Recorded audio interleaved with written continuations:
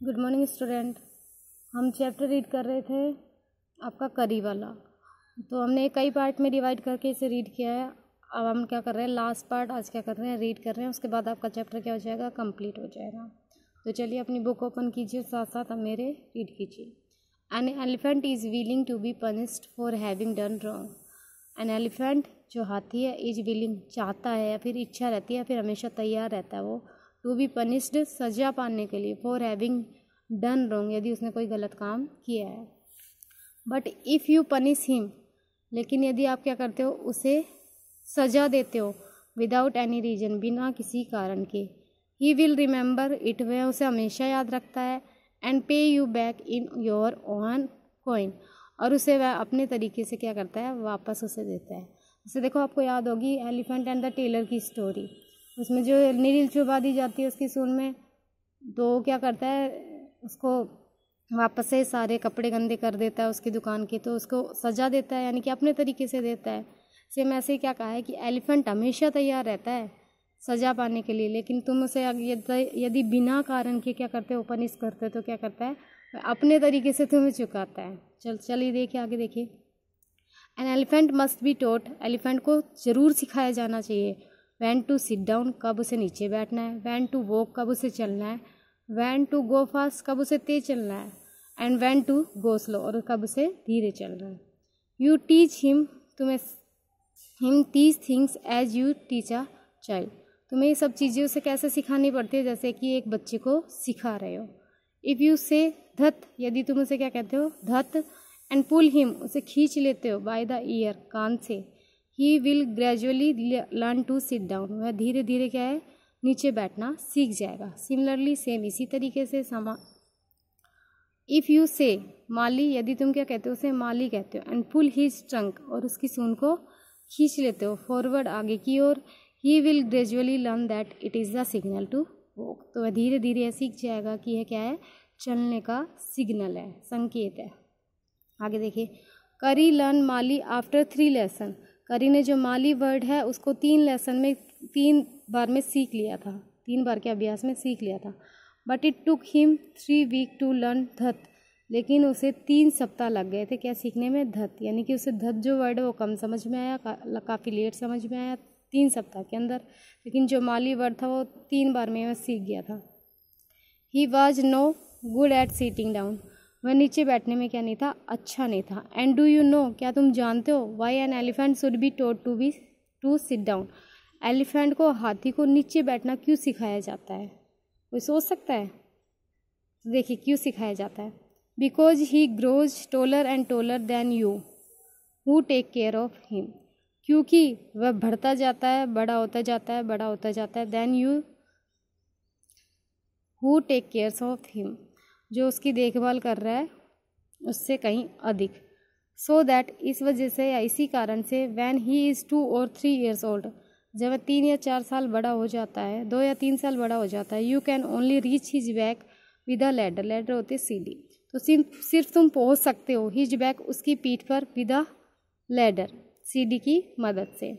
It is therefore better to teach, इसलिए यह सिखाना अच्छा रहता है, हिम, उसे, to sit down by saying धत, धत कहकर नीचे बिठाना। So that you can climb, जैसे कि तुम चढ़ सको, अपॉन हिज बैक, उसकी पीठ के ऊपर, for who would want to carry a ladder around all the time, क्योंकि कौन चाहेगा एक सीढ़ी को हमेशा अपने साथ लेकर घूमना। तो क्या कह रहा है कि अगर आप उसको सिखा देते हो नीचे बैठना, तो आपको कभी भी अगर उसकी पीठ पे चढ़ना हो, तो क्योंकि हाथी बहुत बड़ा होता है और हम उसकी पीठ पर आसानी से नहीं चढ़ सकते, तो कह रहा है कि आप उसकी पीठ पर आसानी से चढ़ सकते, जो क्या है, बैठ जाएगा। अगर आप उसे बैठना नहीं सिखाते हैं तो आपको क्या करना पड़ेगा, एक लेडर लेनी पड़ेगी, सीढ़ी लेनी पड़ेगी, फिर उसकी पीठ पे चढ़ना पड़ेगा, और तो जहाँ जहाँ हाथी जाएगा, कब तक आप कैरी कर सकते हो एक लेडर को। The most difficult thing to reach an elephant is the master call, और सबसे कठिन जो चीज़ है सिखाना एलिफेंट को क्या है, मास्टर कॉल, यानी कि अपने मालिक की आवाज़ को सिखाना। ही जनरली, वह सामान्यतः, टेक्स लेता है 5 ईयर्स, 5 साल, टू लर्न इट प्रॉपरली, इसको अच्छे से सीखने में। The master call is a strange hissing हाउलिंग sound, master की जो कॉल है, स्वामी की जो आवाज़ है, अजीब फुकार जो हिस वाली आवाज़ होती है, वो हाउलिंग साउंड, जोर से चिल्लाहट वाली आवाज़। एज इफ़ अ स्नैक, यदि एक सांप and a tiger were fighting each other, और एक टाइगर बाघ आपस में लड़ रहे हैं। You have to make that kind of noise in his ear, यदि तुम उसके कान में थोड़ी सी आवाज़ कर देते हो तो देखिए। And you know that you expect an elephant to do, तो तुम आशा भी नहीं कर सकते एक हाथी क्या करेगा। When you give him the master call, जब तुम उसे स्वामी की आवाज़ देते हो। If you are lost in the jungle and there is no way out, यदि तुम क्या है जंगल में खो गए हो और there is no way out, वहाँ से बाहर निकलने का कोई रास्ता नहीं है। एवरीथिंग इज़ ब्लैक, और सभी चीज़ें क्या है काली है। एक्सेप्ट द स्टार अबाउट, सिर्फ तारों के अलावा जो ऊपर चमक रहे हैं। You dare not stay very long anywhere, और तुम्हारे अंदर वहाँ रुकने का साहस नहीं हो रहा है और ज़्यादा, मतलब वहाँ रुकने का और ज़्यादा साहस नहीं कर पा रहे हो तुम।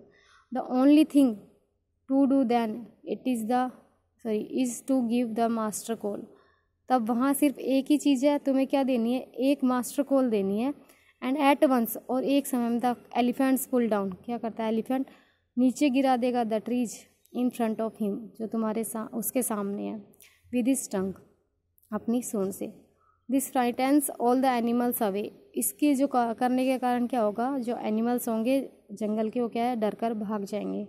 As the tree comes crashing down, monkeys wake from